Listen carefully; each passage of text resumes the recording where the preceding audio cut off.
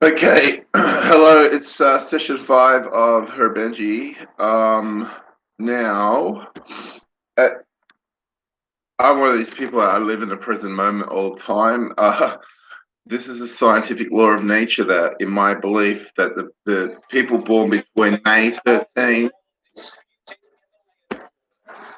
and July 3rd, inclusive, those people that are born in that 1/7, that mathematical 1/7 of the year between May 13th and July 3rd, which is the second seventh of the year after the spring equinox. According to my belief system, these people, based on the Northern Hemisphere, these people live life at the present moment always. So I have to post up a link to Spencer Lewis's Self-Mastery and Fate, the Cycles of Life.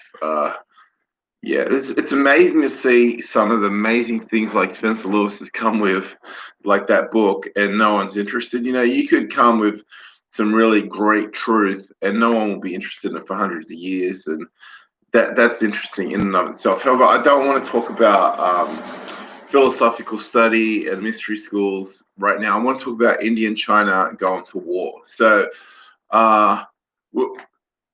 when you think about China going to war, you might often think, the eastern seaboard of China, the United States Navy.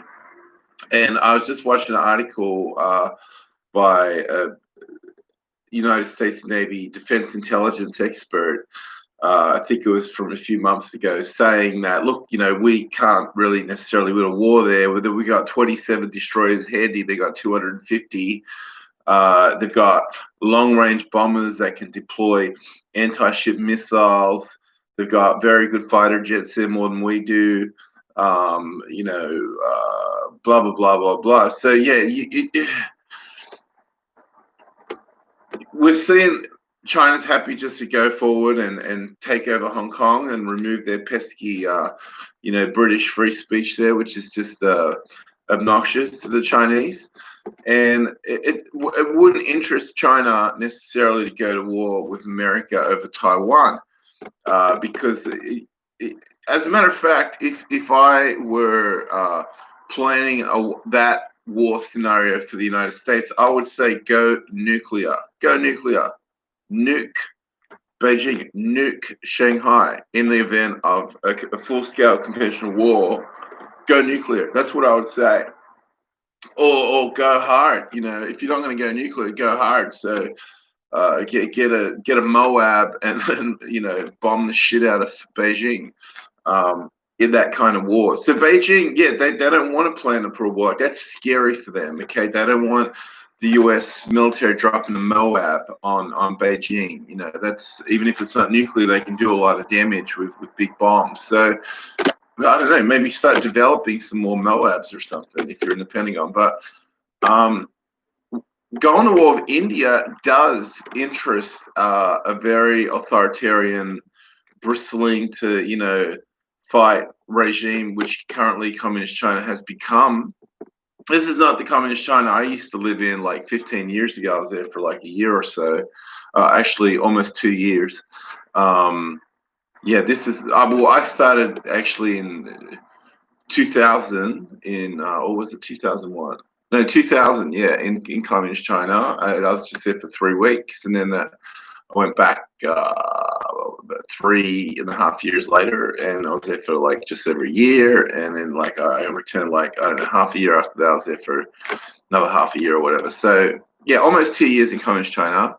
It's not the same place anymore. I can just see that. And some of the things they're doing, I wouldn't say that they're just completely evil people, the Chinese. Some of the things they're doing are pretty cool, like electric cars. But yeah, it's not what we know here in the West. It's not Western democracy. It's authoritarian. So, and yeah, the human rights abuses against Uyghurs or whatever, just taking a whole race of people and throwing them into a slave labor camp, and the brutality, the electroshock. They're just shocking people with cattle prods. It's brutal. It's not, and then there's this. You got all these American left-wing media that they're genuinely naive. Like they're not educated in the not like what I would call a normal sense of the word. They go to somewhere like Harvard or somewhere, but they don't understand like a cattle prod to your face will burn it off. They don't understand extreme brutality. It doesn't fathom with them. So they don't realize you know, my business relationship with China, although it's making me wealthy, is not good for the world. They don't get that. They're just dumb. So, and that's the problem with people that believe they're very highly educated. That belief precludes them learning more. There's an aphorism in mysticism.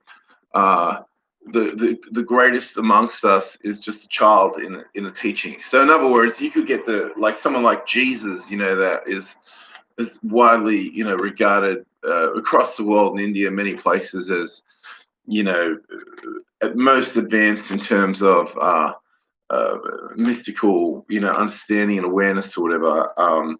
And that's to say that even someone like that would be primitive compared to, say, Joe Blogs from 2 stars over 10 light years down the road there. So, which is fair to say, there's always a bigger fish out there. So, um, coming back to like the real world. So yeah, Silicon Valley is in the pocket of communist China. They have a dirty business relationship with them. We just had Donald Trump.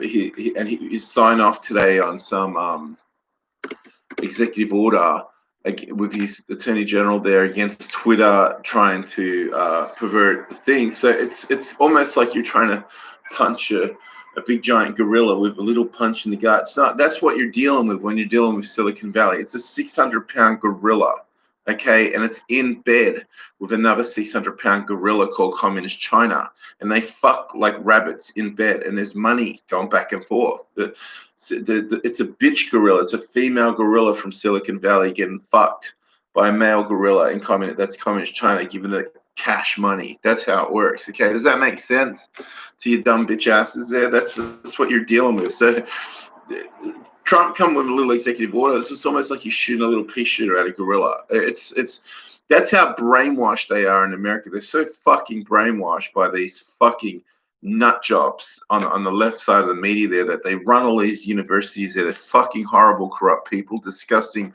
wannabe hippies, And I'm not saying, oh, let's go kill all the niggers, because we gotta kill them niggers, man, because they're holding us white folks back. I'm not saying that, okay? I've lived with like 100 African American dudes that would not use the word African American once. They only use the word nigger.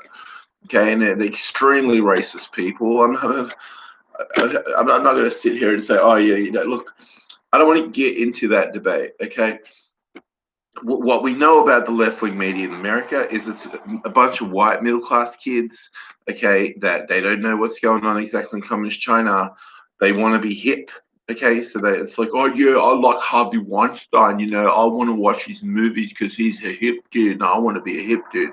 No, bitch, that's your fucking granddad. Someone put his ass in jail because this is a fucking dumb bitch. Okay, but they evolved too. It's like a virus. So the left wing fucking, Harvard University douchebag white boy media in America. It's like, oh, I have to bash myself. I'm too white. It's like. Those guys are just they're like a virus. They'll mutate and they'll become they're like communist Chinese. They get self-educated and shit, So, and yes, I'm going to get back to India and China in a minute. So, but yeah, look, so this is the media that Trump is always bitching about all the time, And it's like, I was watching this Trump, he has this real pretty blonde lady now in the White House, Kaylee or someone, and I was watching her today to field the questions from the one of these guys I'm telling you about.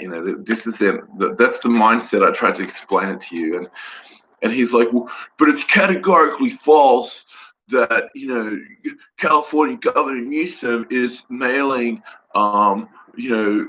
voting papers to anyone in California. And what the lady in Trump's basically saying is, well, yeah, it is to anyone because anyone can just walk up and pull it out of their letterbox and fill out the form, post it in. There's no security. That's what they're saying.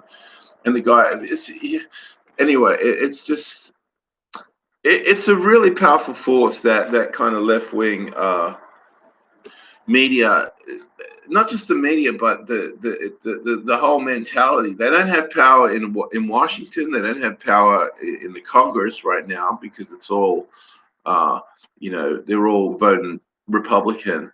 But they have power like over the media, over the Twitter, over the social media from Silicon Valley. And if you look at all their relationships with communist China, it shows you they don't care about human rights in China. So only Washington has the power to legislate to stop enabling these Silicon Valley social media companies or Silicon Valley companies like Apple doing business in China. Only the Washington journal politicians have the power to legislate against that, to make laws to stop enabling human rights abuses in China. So I just want to state that clearly. It took like 10 minutes, Now, and don't get me wrong, I don't, I'm not Joseph Stalin. I wouldn't just, rip your teeth out of pliers if you were a left-wing media dude in America. If you're a left-wing or right-wing media dude in America, you wouldn't talk to me because you don't talk to little, dickhead Australians from Western Sydney. You're too good for that. So fine, okay. So I didn't have a problem with that. I don't have an American passport. I can't compete with you on your soil there, on that level. So I won't. So now, China and India. Okay, I don't like India. I'm not going to hide it. If I had to, well, I did choose. Would I want to live in China or India? I chose China. I wouldn't live in India because India has one of the highest levels of sexual abuse in the world. Okay, Indian men are scumbags. Okay, and that's not because they're black or anything like that. It's just demonstrated by their actions. Okay, so if you look at just go and Google the statistics of Indian people, men molesting women in their circle, their niece, whoever, their cousin, anyone, rape. I mean, it's just, it's off the charts. Indian men have a problem. Okay, it's somewhere for God to send no good people to reincarnate in India because they're trash. Okay, India is no good, and it's India's fault. It's not anyone else's fault. It's India's fault. Let me tell you, I've spent years since I started from when I was like 16 studying in great depth Indian cosmology, the Vedas, the Upanishads. I have a very deep education on that level. It's so deep that there wouldn't be many even Brahmin scholars of the Brahmin caste in India that are very scholarly would struggle to hold a candle to the depth of my knowledge of Indian philosophy. I'm not joking. Okay, I know what I'm talking about. So yeah, I know a lot about the Upanishads and the Vedas. I've studied all of that through Blavatskyism. There's some Russian lady from the 19th century. She went there. She studied it. She has a bibliography this thick. Okay, just the bibliography, and it's a lot of it's just to do with Indian and also some Tibetan philosophy. From what I've met of Hindus, they don't know.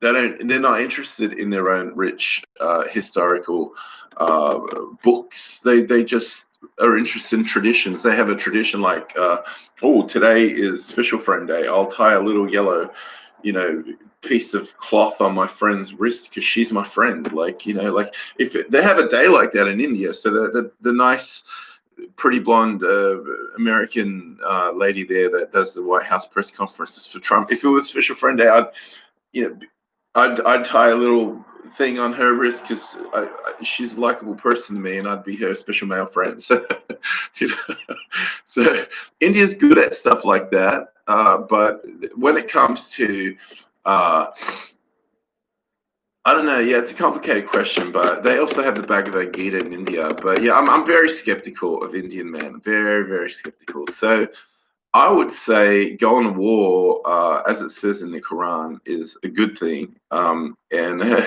I'm sure China wouldn't want to go to war with America because the regime would be afraid to lose its existence in that instance. Just if you drop the right amount of bombs on Beijing and Shanghai in a conventional war, if you're the American military, it's all over, bro. It's they would just that regime would implode. They don't want to come up against that, so they're just going to be. It's all talk, it's all propaganda. Oh, we're going to take over Taiwan. They'll never take over Taiwan. They'll never do it. All Taiwan has to do now is put an open door policy for evacuate everyone from Hong Kong to Taiwan, and they'll be fine. They'll be perfectly safe there. China's never going to go. I don't even. A lot of people don't even think that regime in China can last, but it can last. Because people in China are just very apathetic people. And that regime is a manifestation of their collective expression of will to power. So, coming back to India and their so-called democracy and everything. I mean, yeah, I didn't have a positive opinion of India. But like I said, I don't really have a positive opinion of, the intelligentsia in America. On a certain level, I don't have a positive opinion of any of mankind. And in fact, let me quote Jesus one more time. You, being evil, know how to give good things to your children. So imagine how much more, God would know how to give you something good. So there it is from the horse's mouth. Jesus said that people are evil. So why would I question that? So it makes sense to me. People are evil. Yeah, they're evil. So that's my understanding as well. I happen to share that with the great master Jesus, is that understanding of humanity being evil. I don't think humanity's changed much in 2,000 years. The population of China in those days, 2,000 years ago, was probably 100 million people. Quite a lot of people. Have always been very civilized people over there. With long history of warring amongst each other. Anyway, so I'll post up the link to China and India. A war between China and India is not unforeseeable. So China, within the next 5 years, China would be more than happy to go to war with India, and that'd be a very interesting scenario watching that play out. Anyone that, like Alexander the Great, or anyone that tried to bring a war to India, I mean, it could only do a good thing for India, because that country's fucking ass backwards. I mean, every single great leader, spiritual leader that India's produced, like Krishna or Gandhi or anyone, they've all said the same thing. This country's fucking retarded. It's got this fucking stupid caste system. It's just fucking ass backwards. Okay, so that's from their own people that they spew up there. Okay, that's not coming from some racist white guy. That's what their own great leaders say about their caste system. None of the great spiritual leaders of India liked the caste system. The caste system's a fucking joke. India's fucked up. But India anyway is subject to modern forces, like industrialization and proliferation of media and everything. So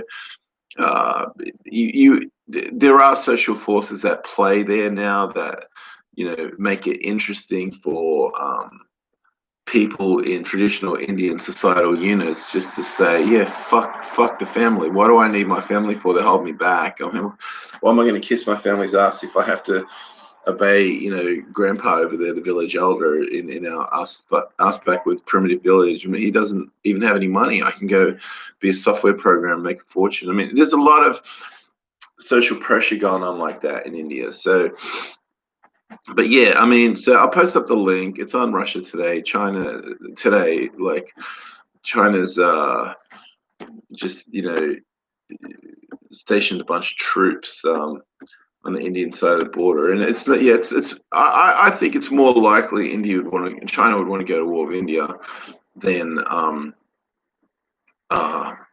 America, for sure. And yeah, it's like China's bursting to go to war. They're more than happy to go to war in many respects, and that's also because to try to heal their own society, because they have like 20 million more men than they have women, because it's a backward country as well. They got, they use science and medicine to not give birth to females, to only give birth to males. So that's their culture. Backwards. So yeah, when you look at that, the level of backwardness that you might find in India and China, and then you look at America and you're like, oh yeah, that's refreshing. Like it really is the land of the free. It really is the land of the brave. It's like anyone can just go there and fit right in. You don't need a visa or anything. You just go there and get like a $20 social security number, and off you go. You can just start paying taxes, and you fit right in. That's only in America. You can only do that in America. So, yeah. So there are arguments to say, oh yeah, actually, yeah, well, we need the left wingers there in America because they're going to defend the rights of illegal aliens, keep the American dream alive. Or there's always an argument, a counter argument, but I'm just saying I'm very skeptical of the entire university system as it exists in the West, because it's become, historically speaking, like the Christian church was 1,000 years ago in the Dark Ages. It's become like that. It's become an arbiter in a church, like 1,000 years ago. They'd say, all right, well, you're going to go to hell. But if you pay us, a certain amount of money, you won't go to hell. We'll make sure you don't go to hell. And now it's the same with the universities. They're like, it's just like, now it's like, well, Ben, you're a little cocksucker, and we could just kick you out of the university, and then you'll go to hell because you won't have a degree, and you'll have wasted all your money, for nothing. And that's what happened to me, and you know, when you're young, you might not value putting your foot down and defending yourself. You might just think, oh yeah, I'll just take a loss and move on, because I don't feel fully engaged, or like, just I don't feel like I have a lot to lose. People think like that when they're young. So I was just like, okay, I'll go to hell. And so now I don't have a university degree, and I still have to pay my student debt. So somewhere between I have to pay my student debt and the university just kind of arbitrarily saying, "Oh, we don't like you. Like you don't like communist China, or we think you're a nutcase because we believe people were evolved from monkeys, and you don't." So I mean, between those two things, where you have an actual debt you have to pay, that's a real thing.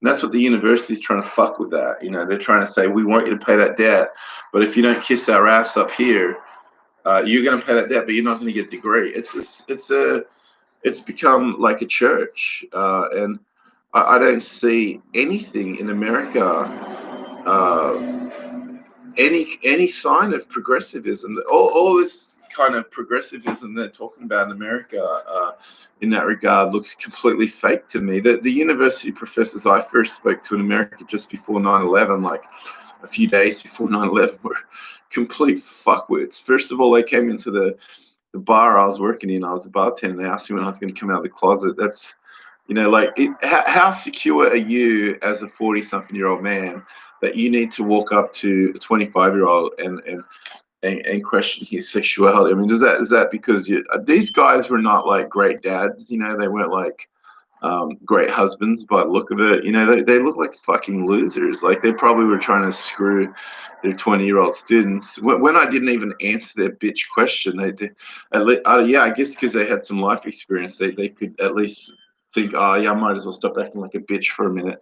So then they went on to bitch to me, how dumb they thought the university students were, because they were all like just working with me at the restaurant I was working at, just so they could have money to buy drugs. I mean, it's the level of evil and falsehood is off the charts. Just if you just zoom in on the universities, they have all these pretenses to, we're going to do a study on, the Panchen llama, and we're going to do a study on like dandelions, and we're going to have a scientific study on this. Why don't you fucking do a scientific study on all the fucking ecstasy and drugs that your kids are pumping into yourselves there? Like when I was at college, we had this one kid, Jamie, right? He was so fucked up. He would come to school with like Dali paintings that he had painted onto his jeans himself, probably, and he was on so much fucking acid. He'd just kind of stand there in the sun outside and be like, I mean, he was fit for the mental ward. This guy, we couldn't fucking barely function. And does he fit in to the university? Yes, he fits in like a house on fire. It's a funny thing if you go to the university, any Western university. The only fucking sober people there are going to be the Chinese, and probably least likely to be on drugs. That's what you can learn a lot from the Chinese. They don't take drugs. They don't fucking sit around getting stoned all day like the Hindus do. They have a lot of good qualities. These Chinese people. If you look at uh, the math scores, on the average math scores, the Chinese kids are very high. You know, they so. What we term the humanities, they don't have a concept of like their own history. You know, they've been brainwashed. They don't know their own history. You know, and they don't understand like the human rights abuses. They don't understand that this society is run by malevolent, sadistic people. They're the ones that rise to the top in China.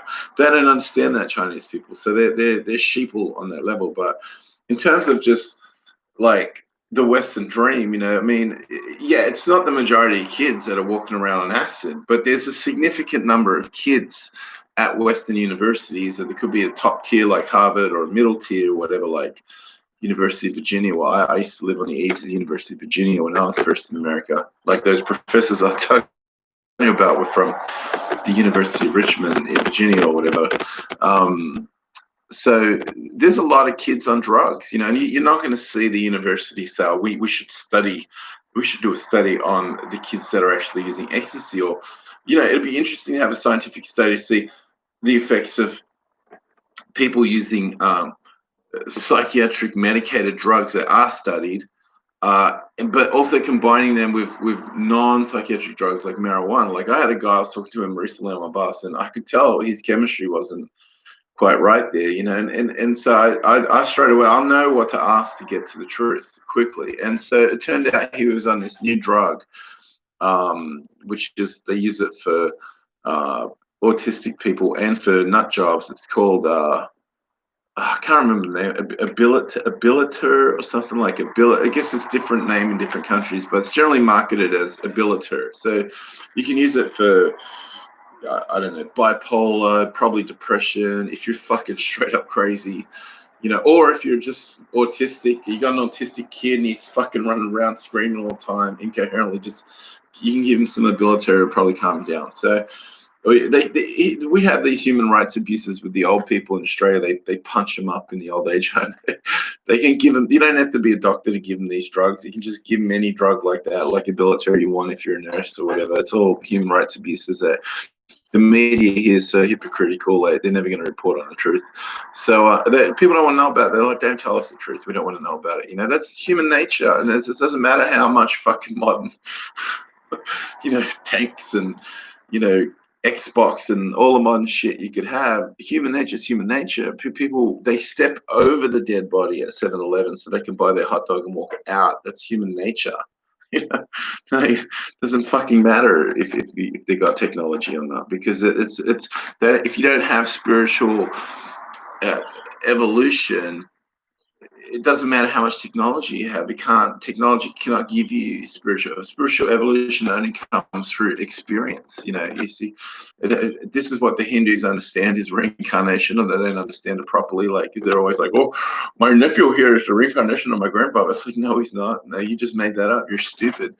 But, you know, yeah, people have to evolve spiritually. With experience in the world, you know, that's how they're going to evolve. So that's the only way. So they learn from experience, not to make, you know, mistakes. So yeah, so, you know, it's like, say someone were to task me with describing a coconut, right? And I didn't cut the coconut, so all my description would be, you know, it's hairy, it's brown, it's dark brown, it's round. Now, say someone else were given a coconut that was only had white inside it. They're given like a hemisphere-shaped coconut, and they'd say, "Well, it's completely white. It's full of this milky liquid. It's soft to touch. It's smooth. It's wet. It's white." Their description of the coconut would be completely different to my description of coconut, but it's still the same coconut. So this is also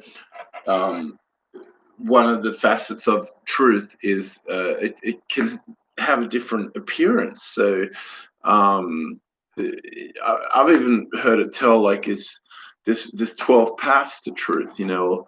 So I don't really know if there are 12 paths to truth. I just know what I said about the coconut was true. It could look black and hairy and round and dry because you're only describing the outside, or it could look white and milky on the inside. So, but you could have two people describing the truth, and because they never either of them saw a coconut before, they're from different planets. They don't know what a coconut is. They don't have a coconut on their respective planet, and they could go to war over that disagreement about what a coconut looks like, what a coconut is, because they completely disagree, and both of them are right in the description of the coconut. So that's another thing that you have going on there is that um, there's many ways to frame the truth. You know, there's many different layers of truth. You know, but there's consequent to that. There's also the opposite of truth. There's falsehood. There's something that's just completely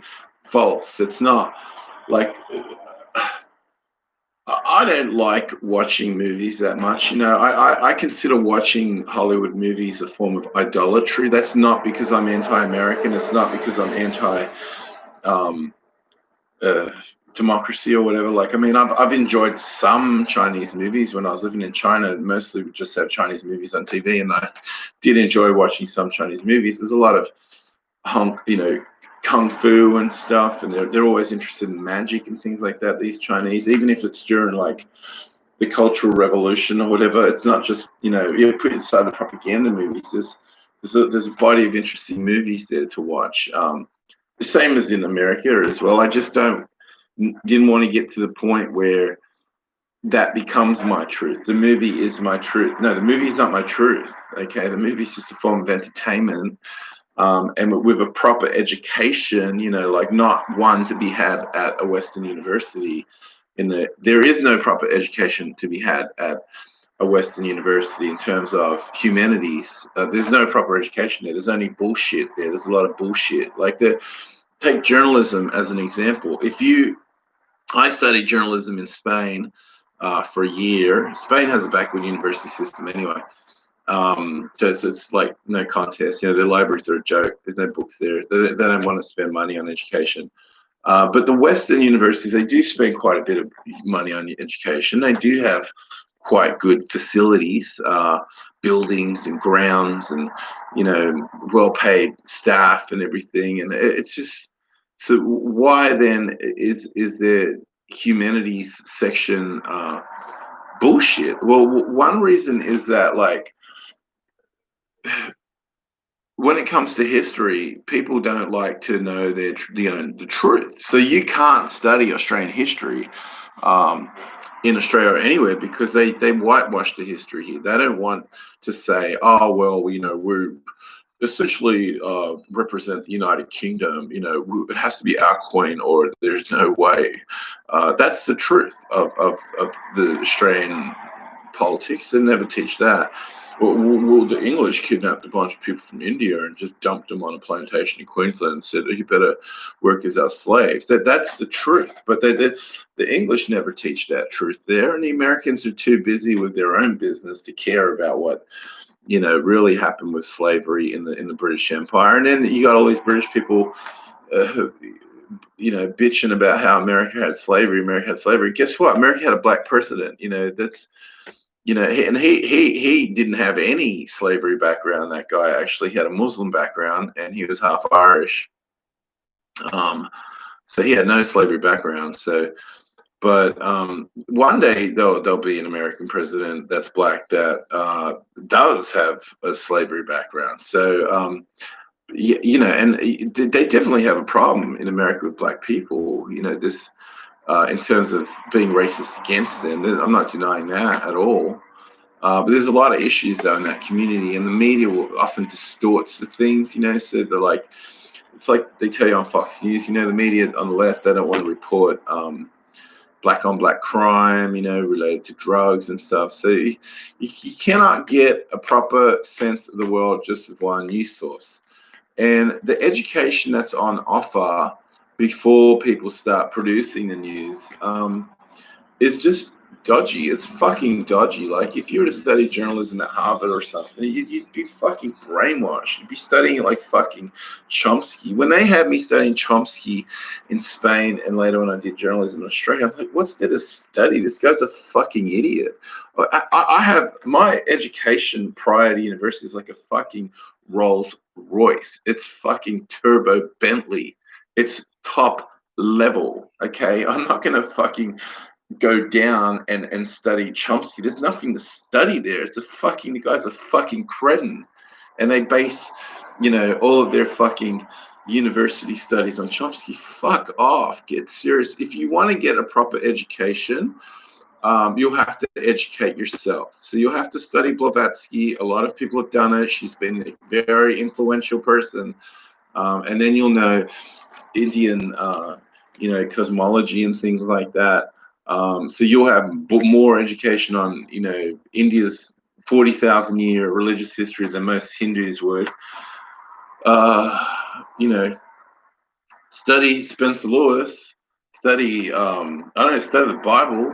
Yeah, so you have to study Blavatsky so you understand what Adam and Eve really means. If you just going to study the Quran like they do in Pakistan, you're not really going to understand what Adam and Eve really means. And that's to the detriment of the Muslim world, because they're inbreeding from marrying their cousins for 20 generations in a row, leading to mentally retarded people. So that might, work for them in the afterlife, but it's not working for them in this life, And so I'm talking about this life here, that my last day on earth is right here. This is my last day on earth. I'm not saying tomorrow is not going to be my last day. Tomorrow will be my last day as well, and then the day after that will be my last day. But you know what I'm saying? I'm living the here and now. Okay, I am concerned about my future beyond this lifetime, but I mean, I'm still concerned about my current situation. Now, I want to enter paradise right now. I want to be in paradise now. I don't want to wait for some, airy fairy shit to happen, then I'm going to get into paradise. Now, I have to be in paradise now. If I'm not in paradise now, something's not right. If there's not milk and honey here right now, it's because someone put sugar in my cup. I have to be in paradise right now. So that's my philosophy. Right, I think it says it in the Bible somewhere about storming the kingdom of heaven with force or something like that. If you're in hell, find a way to get out of hell. Okay, that's what this is all about. It's about that. But yeah, but in terms of institutions, powerful institutions, this is a part of human nature. We discussed how in India you have these powerful institutions, the caste system. You got the Brahma class. You're having a very similar thing in America. You're having the